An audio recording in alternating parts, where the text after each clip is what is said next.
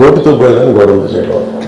నేను థియేటర్కి ఎందుకు వెళ్ళానంటే ఒకటి వాళ్ళ ఫిల్మ్ ఎక్స్పీరియన్స్ని పాడు చేయడం ఇట్లా లేదు. From heroes perspective I can say నేను ఎందుకు థియేటర్కి వెళ్ళాలనుకున్నానంటే how I'm being tested.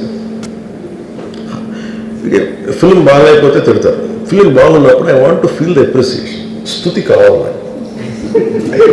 Even for God you have to say you are great.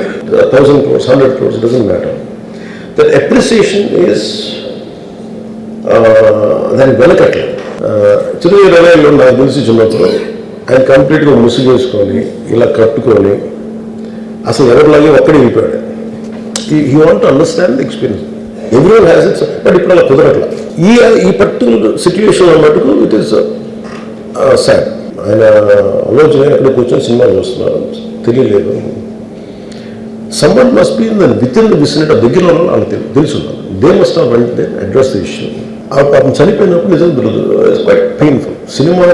Cinema కుటుంబం సినిమా చూడటానికి వచ్చి ప్రాణాలు కోల్పోవడం ఒక చక్కని సాయంకాలం.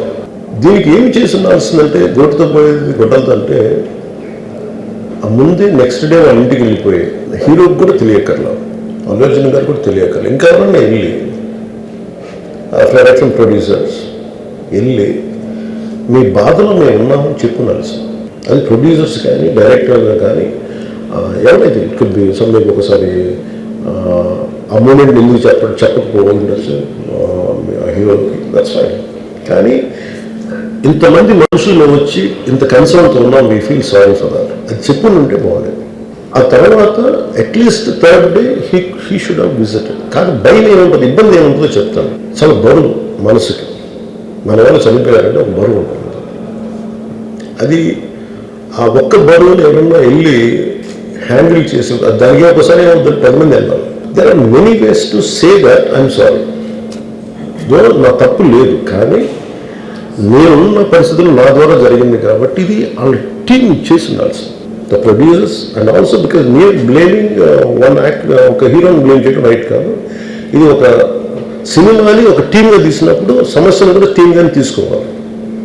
కానీ ఇక్కడ సమస్య ఏం చేశారంటే మొత్తం హీరో మీద పెట్టేశారు అండ్ ఒంటరి వ్యక్తిని చేశారు. అది నాకు కరెక్ట్ అనిపించింది. ఆ తర్వాత జరిగిన consequences no one has guided them well.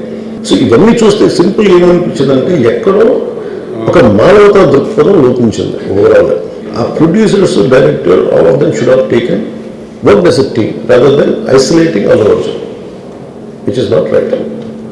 అది చేస్తుండాల్సింది. దాన్ని ఏం చేస్తుండాల్సింది, గౌరవ జరగకుండా ఉండాలంటే వెళ్ళిపోయి అందరూ ఇంక్లూడింగ్ ప్రొడ్యూసర్స్ దే షుడ్ ఎవరైతే చనిపోయారో ఇంటికి వెళ్ళిపోయి సంతాపం చెప్పున్నారు ఫస్ట్. అది టీం చెప్పుండొచ్చు కదా.